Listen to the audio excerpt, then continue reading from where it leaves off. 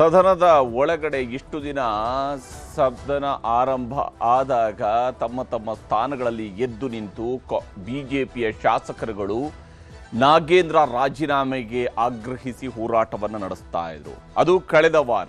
ಈ ವಾರ ಇವತ್ತು ಸೋಮವಾರದ ಸೆಷನ್ ಶುರುವಾಗ್ತಾ ಇದ್ದಂತೆಯೇ ಸದನದಲ್ಲಿ ತಮ್ಮ ಸ್ಥಾನಗಳ ಬದಲಿಗೆ ಸದನದ ಬಾವಿಗೆ ಇಳಿದು ಹೋರಾಟವನ್ನ ನಡೆಸೋದಕ್ಕೆ ಶುರು ಮಾಡಿದ್ದಾರೆ. ಅಷ್ಟೇ ಅಲ್ಲದೆ ವಿರೋಧ ಪಕ್ಷದ ನಾಯಕ ಆರ್ ಅಶೋಕ್ ಅವರು ಘೋಷಣೆ ಮಾಡಿದ್ದಾರೆ, ಅಹೋರಾತ್ರಿ ಧರಣಿಯನ್ನ ಮಾಡ್ತೀವಿ ಅಂತ ಹೇಳಿದ್ದಾರೆ. ಸರ್ಕಾರ ಹೇಳ್ತಾ ಇದೆ ಇದು ಭಂಡತನದ ನಿರ್ಧಾರ, ಈ ರೀತಿಯಾದಂತಹ ಆರೋಪಗಳಲ್ಲಿ ರಾಜಕೀಯದ ಹೊರತು ಬೇರೆನೇನು ಇಲ್ಲ ಅಂತ ಹೇಳ್ತಿದ್ದಾರೆ. ಮೊನ್ನೆಷ್ಟೇ ಸ್ಪೀಕರ್ ಅವರು ಸಲಹೆಯನ್ನು ಕೊಟ್ಟರು, ನೀವು ಯಾಕೆ ಅಲ್ಲಿ ನಿಂತ್ಕೊಂಡು ಮಾತಾಡ್ತಿದ್ದೀರಿ, ಅಲ್ಲಿ ಯಾಕೆ ಪ್ರತಿಭಟನೆ ಮಾಡ್ತೀರಿ, ಬಂದು ಸದನದ ಬಾವಿಗೆ ಇಳಿರಿ ಅಂತೇಳಿ. ಅವಾಗ ಶಾಸಕ ಸುನಿಲ್ ಕುಮಾರ್ ತಮಾಷೆ ಮಾಡಿದರು, ಬಹುಶಃ ವಿರೋಧ ಪಕ್ಷದ ಶಾಸಕರುಗಳನ್ನ ಸ್ಪೀಕರ್ ಸದನದ ಬಾವಿಗೆ ಕರೆದ ಮೊದಲ ಸ್ಪೀಕರ್ ತಾವೇ ಇರಬೇಕು ಅಂತ ಹೇಳ್ಕೊಂಡು. ಆದರೆ ಇವತ್ತು ಸ್ಪೀಕರ್ ಅವರ ಬಯಕೆಯನ್ನು ಈಡೇರಿಸುವಂತಹ ಕೆಲಸವನ್ನು ಬಿಜೆಪಿಯ ಸದಸ್ಯರು ಮಾಡಿದ್ದಾರೆ. ಸದನದ ಬಾವಿಗೆ ಇಳಿದಿದ್ದಾರೆ, ಅಹೋರಾತ್ರಿ ಧರಣಿಯ ಘೋಷಣೆಯನ್ನು ಮಾಡಿದ್ದಾರೆ. ಅಲ್ಲಿಗೆ ಇಡೀ ರಾಜ್ಯದಲ್ಲಿ ಆವರಿಸಿರ್ತಕ್ಕಂತಹ ಬರ ಸೇರಿದಂತೆ ಯಾವುದೇ ಸ್ವರೂಪದ ಜ್ವಲಂತ ಸಮಸ್ಯೆಗಳಿಗಿಂತ ರಾಜಕೀಯವಾಗಿ ಈಗ ನಾಗೇಂದ್ರ ಅವರ ರಾಜೀನಾಮೆ ಪಡೆಯೋದೊಂದೇ ಪ್ರತಿಪಕ್ಷಗಳ ಅಜೆಂಡಾ ಅನ್ನುವಂಥದ್ದು ಸ್ಪಷ್ಟ ಆಯಿತು. ನಾಗೇಂದ್ರ ರಾಜೀನಾಮೆಯ ಹಠವನ್ನ ಈಗ ವಿರೋಧ ಪಕ್ಷಗಳು ಬಿಡ್ತಾ ಇಲ್ಲ.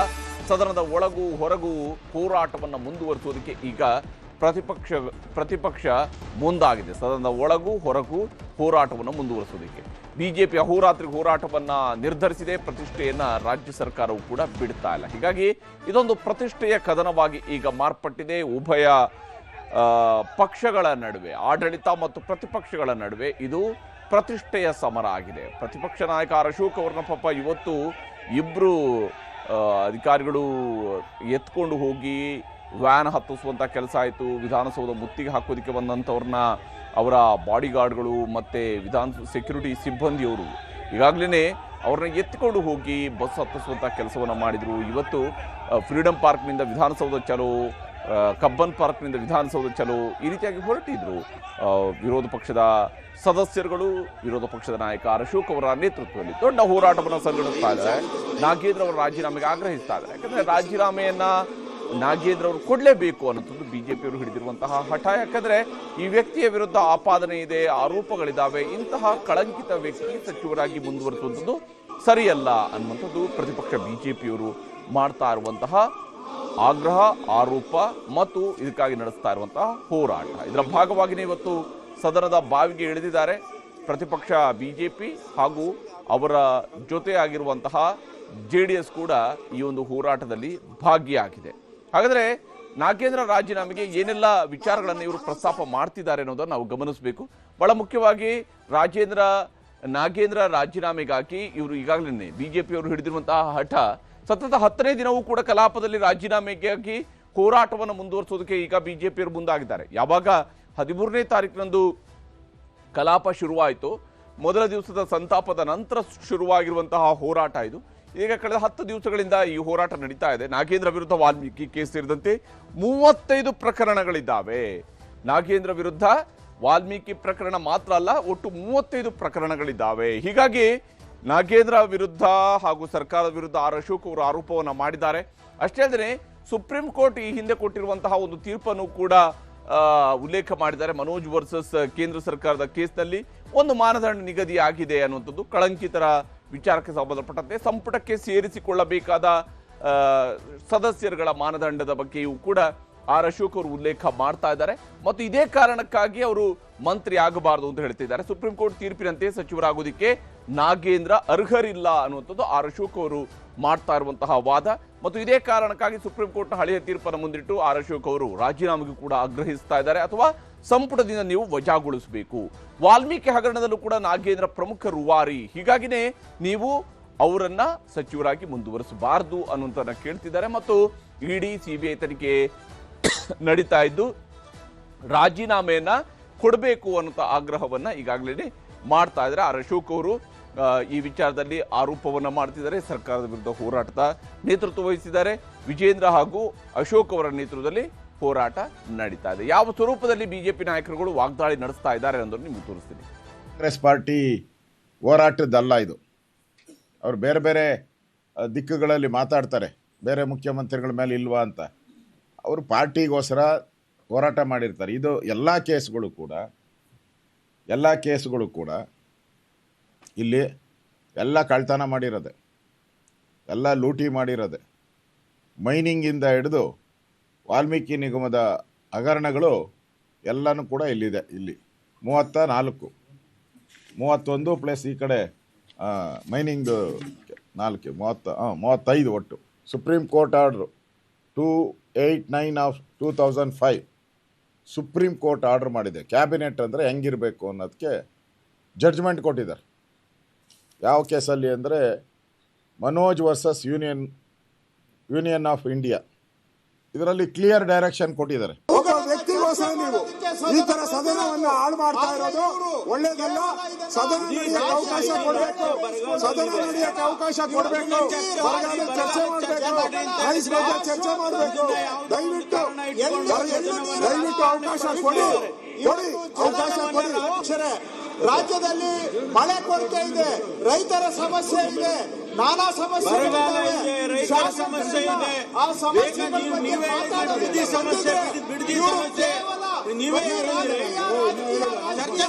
ಇವರಿಗೆ ರಾಜಕೀಯ ಅಧಿಕಾರ. ಅಧ್ಯಕ್ಷರೇ, ಇವತ್ತು ಅವಕಾಶ ಇದೆ.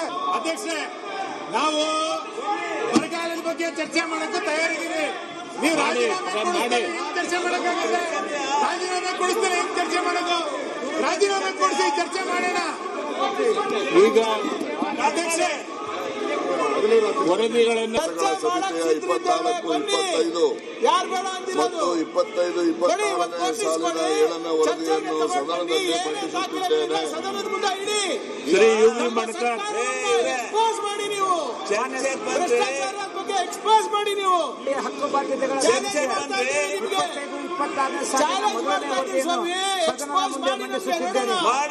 ವಿರೋಧ ಪಕ್ಷದ ನಾಯಕರಿಗೆ ಫೋನ್ ಇಟ್ಟಿದ್ದೀರಾ, ಅವ್ರಿಗೆ ವಿನಂತಿ ಮಾಡ್ಕೊಂಡಿದ್ದೀರಾ, ಬನ್ನಿ ಅಟೆಂಡ್ ಮಾಡಿ ಚರ್ಚೆ ಮಾಡೋಣ ಅಂತ ಹೇಳಿ. ಆಗ ಯಾವ್ದ್ರ ಬಗ್ಗೆ ಪರಿವೇ ಇಲ್ಲ. ಅವ್ರಿಗೆ ಸದನ ನಡಿಬೇಕಾಗಿಲ್ಲ, ಜನರ ಸಮಸ್ಯೆಗಳ ಬಗ್ಗೆ ಚರ್ಚೆ ಮಾಡ್ಬೇಕಾಗಿಲ್ಲ, ಬರೀ ರಾಜಕೀಯ ಮಾಡಬೇಕು. ಇವತ್ತು ವಿಧಾನಸೌಧ ಚಲೋ ಮಾಡಿದ್ದಾರೆ. ಯಾರಾದರೂ ಅಪರಾಧಿಗಳಿದ್ದರೆ ಅಥವಾ ಭ್ರಷ್ಟಾಚಾರದಲ್ಲಿದ್ದರೆ ಅದನ್ನ ಒಂದು ನೋಟಿಸ್ ಕೊಟ್ಟು ಕುಲಂಕುಷವಾಗಿ ಚರ್ಚೆ ಮಾಡೋಣ, ವಿಮರ್ಶೆ ಮಾಡೋಣ. ತಪ್ಪಿತಸ್ಥರಿಗೆ ಶಿಕ್ಷೆ ಆಗಬೇಕು, ಅದು ನಾವು ಸಹ ಒಪ್ತೀವಿ. ಚರ್ಚೆ ಆಗದೆ ಯಾವುದೇ ರೀತಿಯ ಒಂದು ನೋಟಿಸ್ ಕೊಡದೆ ಚರ್ಚೆ ಆಗಬೇಕು ಅಂತ ಇಲ್ಲ ಸಲ್ಲದ ಆರೋಪ ಮಾಡ್ಲಿಕ್ಕೆ ಸಾಧ್ಯ ಇಲ್ಲ. ಹೀಗೆ ಇಲ್ಲಿ ಆರೋಪ ಪ್ರತ್ಯಾರೋಪಗಳು, ಆಗ್ರಹಗಳು ಇವೆಲ್ಲವೂ ಕೂಡ ನಡೀತಾ ಇದ್ದಾವೆ. ಪ್ರತಿಪಕ್ಷ ಪಟ್ಟು ಹಿಡಿದು ಕುಳಿತಿದೆ. ಯಾವುದೇ ಕಾರಣಕ್ಕೂ ನಾಗೇಂದ್ರ ಅವರ ರಾಜೀನಾಮೆ ಇಲ್ಲದೆ ಸದನ ನಡೆಯೋದಕ್ಕೆ ಬಿಡೋದಿಲ್ಲ, ಇದನ್ನ ಚರ್ಚೆ ಮುಂದುವರಿಸೋದಕ್ಕೆ ಬಿಡೋದಿಲ್ಲ. ಆದ್ರೆ ರಾಜ್ಯ ಸರ್ಕಾರ ಪ್ರತಿಷ್ಠೆಯನ್ನ ಬಿಡ್ತಾ ಇಲ್ಲ. ನಾಗೇಂದ್ರ ವಿಚಾರದಲ್ಲಿ ಸರ್ಕಾರದ ನಿರ್ಧಾರವೂ ಕೂಡ ಅಚಲವಾಗಿದೆ. ಸರ್ಕಾರವೂ ಕೂಡ ಅಚಲವಾದಂತಹ ನಿರ್ಧಾರಕ್ಕೆ ಬಂದಿದೆ. ಯಾವುದೇ ಕಾರಣಕ್ಕೂ ನಾಗೇಂದ್ರ ಅವರ ರಾಜೀನಾಮೆಯನ್ನು ಪಡೆಯೋದಿಲ್ಲ ಅನ್ನುವಂಥದ್ದು ಸದ್ಯಕ್ಕೆ ಸರ್ಕಾರ ತೆಗೆದುಕೊಂಡಿರ್ತಕ್ಕಂತಹ ತೀರ್ಮಾನ. ಯಾವುದೇ ಕಾರಣಕ್ಕೂ ನಾಗೇಂದ್ರ ಅವರ ರಾಜೀನಾಮೆಯನ್ನು ಪಡೆಯೋದಿಲ್ಲ. ವಾಲ್ಮೀಕಿ ಪ್ರಕರಣದಲ್ಲಿ ಬಿಜೆಪಿಯದ್ದು ಕೇವಲ ರಾಜಕೀಯದ ಹೋರಾಟ ಅಷ್ಟೇನೆ, ಇವರ ರಾಜಕೀಯದ ಹೋರಾಟ ಹೊರತಾಗಿ ಬೇರೇನೂ ಅಲ್ಲ. ಹೀಗಾಗಿ ನಾವು ರಾಜೀನಾಮೆನ ಪಡೆಯುವುದಿಲ್ಲ. ಅಸಲಿಗೆ ವಾಲ್ಮೀಕಿ ಹಗರಣದಲ್ಲಿ ನಾಗೇಂದ್ರ ಅವರ ಪಾತ್ರವೇ ಇಲ್ಲ ಅನ್ನುವಂಥದ್ದು ಕಾಂಗ್ರೆಸ್ನವರು ಮಾಡ್ತಾ ಇರುವಂತಹ ಪ್ರತಿಪಾದನೆ. ನಾಗೇಂದ್ರ ಅವರ ಯಾವುದೇ ರೀತಿಯಂತಹ ಪಾತ್ರ ಈ ಒಂದು ವಾಲ್ಮೀಕಿ ಹಗರಣದಲ್ಲಿ ಇಲ್ಲ ಅಂತ ಹೇಳ್ತಿದ್ದಾರೆ. ವಿಶೇಷವಾಗಿ ನಾಗೇಂದ್ರ ಅವರ ವಿಚಾರಕ್ಕೆ ಸಂಬಂಧಪಟ್ಟಂತೆ SIT ನಡೆಸಿರ್ತಕ್ಕಂತಹ ತನಿಖೆಯ ಸಂದರ್ಭ, ಯಾಕಂದ್ರೆ ರಾಜ್ಯ ಸರ್ಕಾರ ವಾಲ್ಮೀಕಿ ನಿಗಮದ ಹಗರಣದ ಬಗ್ಗೆ ತನಿಖೆಯನ್ನು ನಡೆಸೋದಕ್ಕಾಗಿ ಒಂದು SIT ರಚನೆ ಮಾಡಿತ್ತು. ಆ SIT ನಡೆಸಿರ್ತಕ್ಕಂತಹ ತನಿಖೆಯ ಪ್ರಕಾರವಾಗಿ ಅದರಲ್ಲಿ ನಾಗೇಂದ್ರ ಅವರ ಯಾವುದೇ ರೀತಿಯಾದಂತಹ ಪಾತ್ರವೂ ಕೂಡ ಇಲ್ಲ. ಅಷ್ಟೇ ಅಲ್ಲದೆ ಇದೇ SIT ಹತ್ರ 84 ಕೋಟಿ ರೂಪಾಯಿಯಷ್ಟು ಹಣವನ್ನ ರಿಕವರಿ ಮಾಡಿದೆ. ಅಂದ್ರೆ ಆರೋಪಿಗಳಿಂದ ಶೇಕಡ 90% ಹಣವನ್ನ ವಾಪಸ್ ಪಡೆದಿದ್ದೀವಿ. ಇದು ಸರ್ಕಾರ ಹೇಳ್ತಾ ಇರುವಂಥದ್ದು. SIT ಮೂಲಕವಾಗಿ ಶೇಕಡ 90% ಹಣವನ್ನ ವಾಪಸ್ ಪಡೆದಿದ್ದೀವಿ. ಉಳಿದ ಹಣ ಏನಿದೆ, ಉಳಿಕೆ ಹಣ ಏನಿದೆ, ಅದನ್ನ ಕೂಡ ನಾವು ರಿಕವರಿ ಮಾಡುತ್ತೀವಿ. ಯಾವುದನ್ನು ಕೂಡ ಬಿಡಲ್ಲ, ಒಂದು ಬಿಡಿಗಾಸು ಕೂಡ ಇದರಲ್ಲಿ ಬಿಡೋದಿಲ್ಲ, ವಾಪಸ್ ನಿಗಮಕ್ಕೆ ಬರುತ್ತೆ ಅದು. ಹೀಗಾಗಿ ನಾಗೇಂದ್ರ ದಲಿತ ಅನ್ನೋ ಕಾರಣಕ್ಕೆ ಬಿಜೆಪಿಯವರು ಹೋರಾಡ್ತಾ ಇದ್ದಾರೆ ಅನ್ನುವಂತಹ, ಅಂದ್ರೆ ಜಾತಿ ಕಾರ್ಡನ್ನ ಇಲ್ಲಿ ಬಳಕೆ ಮಾಡಿಕೊಂಡು ಅದರ ಮೂಲಕವಾಗಿ ಡಿಫೆನ್ಸ್ ತೆಗೆದುಕೊಳ್ಳುವಂತಹ ಪ್ರಯತ್ನವನ್ನ ಕಾಂಗ್ರೆಸ್ ನಾಯಕರುಗಳು ಕೂಡ ವ್ಯವಸ್ಥಿತವಾಗಿ ಮಾಡ್ತಾ ಇದ್ದಾರೆ. ನಾಗೇಂದ್ರ ಅವರು ದಲಿತ ಅನ್ನೋ ಕಾರಣಕ್ಕಾಗಿ ಹೋರಾಟ ನಡೆಸ್ತಿದ್ದಾರೆ. ಬಿಜೆಪಿಗರ ಮೇಲೆ ಹಾಗಾದ್ರೆ ಕ್ರಿಮಿನಲ್ ಕೇಸ್ಗಳು ಇಲ್ವಾ ಅನ್ನುವಂತಹ ಸಮರ್ಥನೆಯನ್ನು ಕೂಡ ಕಾಂಗ್ರೆಸ್ ನಾಯಕರುಗಳು ಕೊಡ್ತಾ ಇದ್ದಾರೆ. ಯಾಕಂದ್ರೆ ಇಲ್ಲಿ ಬೇಲ್ ಮೇಲಿರುವಂಥದ್ದು ಕೇವಲ ನಾಗೇಂದ್ರ ಅಲ್ಲ, ಅಥವಾ ಕ್ಲೀನ್ ಚಿಟ್ ಸಿಗದೆ ಆಗಿರುವಂಥವ್ರಲ್ಲಿ ಕೇವಲ ನಾಗೇಂದ್ರ ಒಬ್ಬರೇ ಅಲ್ಲ. ಈ ರೀತಿ ಅನೇಕರು ಬೇಲ್ ಮೇಲೆ ಇದ್ದಂಥವರು ಹಿಂದೆಯೂ ಕೂಡ ಇದ್ರು, ಈಗಲೂ ಕೂಡ ಇದ್ದಾರೆ. ಹೀಗಾಗಿ ಬೇಲ್ ಮೇಲೆ ಇದ್ದಾರೆ ಅಂದ ಮೇಲೆ ಅವರು ಮಂತ್ರಿ ಆಗಬಹುದು ಅನ್ನೋಂತಹ ಧೋರಣೆ ಕಾಂಗ್ರೆಸ್ನವ್ರದ್ದಿದೆ. ಆದರೆ ಬಿಜೆಪಿಯವರು ಇದನ್ನು ಒಪ್ಕೊಳ್ಳೋದಕ್ಕೆ ರೆಡಿ ಇಲ್ಲ. ಆದರೆ ಬಿಜೆಪಿಯವರು ಬೇಕಂತೇಳಿ ದಲಿತ ಅನ್ನೋ ಕಾರಣಕ್ಕಾಗಿ ಆರೋಪ ಮಾಡ್ತಿದ್ದಾರೆ ಅನ್ನುವಂತಹ ಆಪಾದನೆಯನ್ನು ಇಲ್ಲಿ ಕಾಂಗ್ರೆಸ್ನವರು ಮಾಡ್ತಾ ಇದ್ದಾರೆ. ಯಾವ ಸ್ವರೂಪದಲ್ಲಿ ಈ ವಿಚಾರದಲ್ಲೂ ಕೂಡ ವಾಗ್ಯುದ್ಧ ನಡೀತಿದೆ ಅನ್ನೋದು ನಿಮ್ಗೆ ತೋರಿಸ್ತೀವಿ. ಸದನದ ಒಳಗಡೆ ಕಳೆದ 2 ವಾರದಿಂದ ಸದನದ ಒಳಗಡೆನೂ ಕೂಡ ನಾವು ಹೋರಾಟನ ಮಾಡ್ತಾ ಇದ್ದೇವೆ. ಆದರೆ ರಾಜ್ಯ ಸರ್ಕಾರ ಕಣ್ಣಿದ್ದು ಕೂಡನಂತೆ, ಕಿವಿ ಇದ್ದು ಕಿವುಡನಂತೆ ವರ್ತನೆ ಮಾಡ್ತಾ ಇದೆ. ಹಾಗಾಗಿ ಇಂಥ ಭ್ರಷ್ಟ ಕಾಂಗ್ರೆಸ್ ಸರ್ಕಾರ, ಇಡೀ ಸರ್ಕಾರ ಇವತ್ತು ಭ್ರಷ್ಟರು.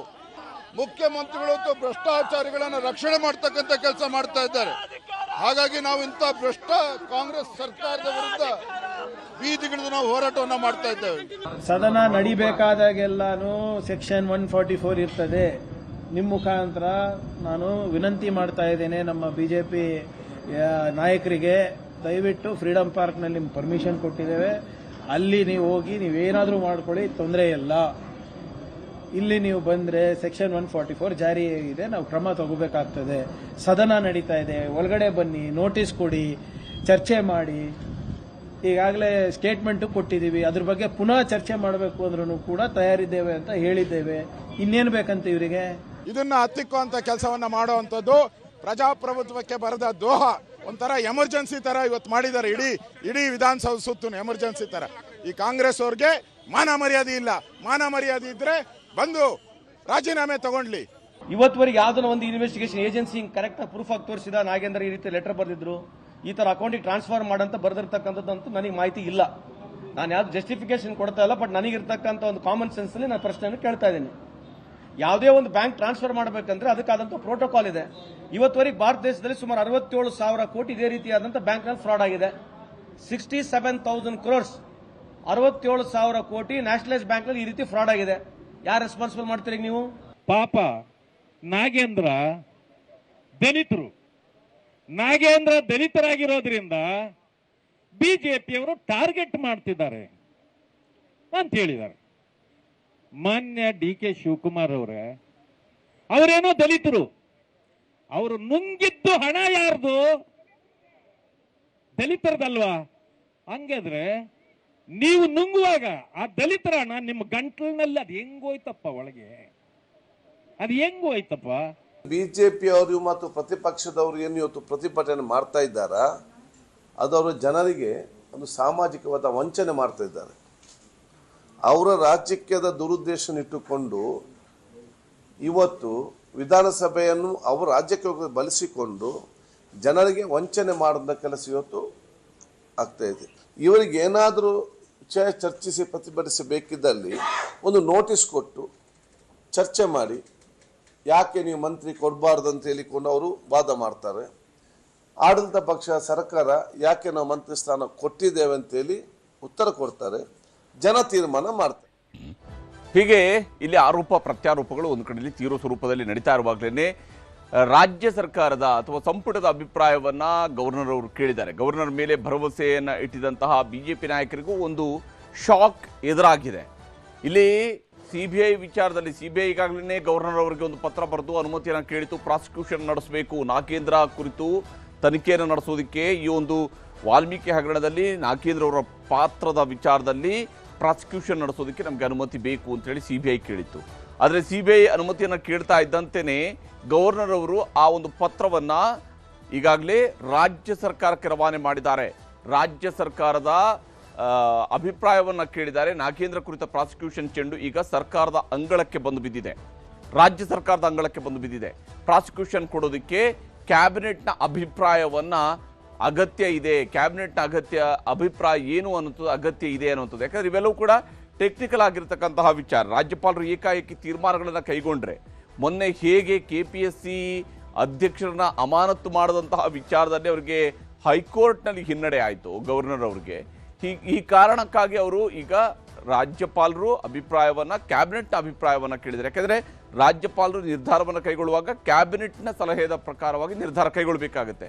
ಇದರ ಜೊತೆಗೆ ಕಾನೂನು ತಜ್ಞರ ಅಭಿಪ್ರಾಯವನ್ನು ಕೂಡ ಗವರ್ನರ್ ಅವರು ಕೇಳಿದ್ದಾರೆ. ಅಂದರೆ ರಾಜ್ಯ ಸರ್ಕಾರ ಕೊಡಬಹುದಾಗಿರ್ತಕ್ಕಂತಹ ಒಪ್ಪಿಗೆ ಅಥವಾ ಅವರ ತಿರಸ್ಕಾರ, ಇವುಗಳನ್ನು ಹೇಗೆ ಮಾಡಬೇಕು ಅಂತೇಳಿ. ಯಾಕಂದರೆ ರಾಜ್ಯಪಾಲರು ಈಗ ಕ್ಯಾಬಿನೆಟ್ನ ಅನುಮತಿಯನ್ನು ಕೇಳೋದಿಲ್ಲ, ಅಭಿಪ್ರಾಯವನ್ನು ಕೇಳ್ತಾರೆ. ಕ್ಯಾಬಿನೆಟ್ ತನ್ನ ಅಭಿಪ್ರಾಯವನ್ನು ತಿಳಿಸಿದ ನಂತರ ರಾಜ್ಯಪಾಲರು ತಮ್ಮ ನಿರ್ಧಾರವನ್ನು ಕೈಗೊಳ್ಳಬಹುದು. ಅದು ಯಾವ ಸ್ವರೂಪದಲ್ಲಿ, ಅದಕ್ಕೆ ಸಂಬಂಧಪಟ್ಟಂತೆಯೂ ಕೂಡ ಅವರು ಕಾನೂನು ತಜ್ಞರ ಅಭಿಪ್ರಾಯವನ್ನು ಕೇಳ್ತಾ ಇದ್ದಾರೆ. ಬಿಜೆಪಿ ನಾಯಕರ ಮೇಲಿನ ಕೇಸ್ಗಳ ಬಗ್ಗೆಯೂ ಕೂಡ ರಾಜ್ಯಪಾಲರು ಇದೇ ಸಂದರ್ಭದಲ್ಲಿ ಪ್ರಸ್ತಾಪ ಮಾಡಿದ್ದಾರೆ. ಯಾಕೆಂದ್ರೆ ಪಿಕ್ ಅಂಡ್ ಚೂಸ್ ಆಗಬಾರ್ದು. ಕೇವಲ ನಾಗೇಂದ್ರ ಅವ್ರದ್ದು ಬಂದಾಗ ಕೊಡ್ತಾ ಇದ್ದಾರೆ, ಜನಾರ್ದನ್ ರೆಡ್ಡಿ ಅವ್ರದ್ದು ಬಂದಾಗ ಕೊಡಲಿಲ್ಲ, ರೇಣುಕಾಚಾರ್ಯ ಅವ್ರದ್ದು ಬಂದಾಗ ಕೊಡಲಿಲ್ಲ ಅನ್ನುವಂಥ ಆಪಾದನೆ ನಾಳೆ ಗವರ್ನರ್ ಮೇಲೆ ಬರ್ಬೋದು. ಹೀಗಾಗಿ ಗವರ್ನರ್ ನಡೆಯಿಂದಾಗಿ ಬಿಜೆಪಿ ನಾಯಕರಿಗೂ ಕೂಡ ಈಗ ಇಕ್ಕಟ್ಟಿನ ಪರಿಸ್ಥಿತಿ ಸೃಷ್ಟಿಯಾಗಿದೆ. ಜನಾರ್ದನ್ ರೆಡ್ಡಿ, ರೇಣುಕಾಚಾರ್ಯ ವಿರುದ್ಧದ ಪ್ರಕರಣಗಳಿಗೂ ಕೂಡ ಮರುಜೀವ ಸಿಗುವಂತಹ ಸಾಧ್ಯತೆಗಳಿದಾವ ಅನ್ನುವ ಅನುಮಾನ ಈಗ ರಾಜ್ಯಪಾಲರು ಬರೆದಿರುವಂತಹ ಪತ್ರದಿಂದಾಗಿ ಗೋಚರಿಸ್ತಾ ಇರುವಂಥದ್ದು. ರಾಜ್ಯಪಾಲರು ಕೇಳಿರುವಂತಹ ಅಭಿಪ್ರಾಯವನ್ನ, ಅವರು ಕೇಳಿರ್ತಕ್ಕಂತಹ ಪ್ರಶ್ನೆಗಳಿಗೆ ರಾಜ್ಯ ಸರ್ಕಾರದಿಂದ ಉತ್ತರ ಸಿಗುತ್ತಾ, ಇದು ಈಗ ಕುತೂಹಲದಿಂದ ನೋಡಬೇಕಾಗಿರುವಂಥದ್ದು. ನಾಗೇಂದ್ರ ವಿರುದ್ಧ ಪ್ರಾಸಿಕ್ಯೂಷನ್ಗೆ ಕ್ಯಾಬಿನೆಟ್ ಏನಾದರೂ ಅನುಮತಿಯನ್ನು ಕೊಡುತ್ತಾ, ಅಥವಾ ಕ್ಯಾಬಿನೆಟ್ ಅನುಮತಿಯನ್ನು ನಿರಾಕರಿಸಿದಾಕ್ಷಣ ರಾಜ್ಯಪಾಲರು ಪ್ರಾಸಿಕ್ಯೂಷನ್ಗೆ ಅನುಮತಿಯನ್ನು ಕೊಡೋದಕ್ಕೆ ಬರೋದೇ ಇಲ್ವಾ? ಎಲ್ಲ ಕುತೂಹಲಕಾರಿ ಪ್ರಶ್ನೆಗಳಿಗೂ ಕೂಡ ಉತ್ತರ ಸಿಗಬೇಕಾಗಿದೆ. ಏನೇ ಆಗಲಿ, ಇದೆಲ್ಲದರ ಪರಿಣಾಮ ಆಗ್ತಾ ಇರೋದು ಅಂತ ಹೇಳಿದ್ರೆ ವಿಧಾನಮಂಡಲದ ಕಲಾಪ, ವಿಧಾನಸಭೆ ಮತ್ತು ವಿಧಾನ ಪರಿಷತ್ನ ಕಲಾಪಗಳು ವ್ಯರ್ಥಗೊಳ್ತಾ ಇದ್ದಾವೆ.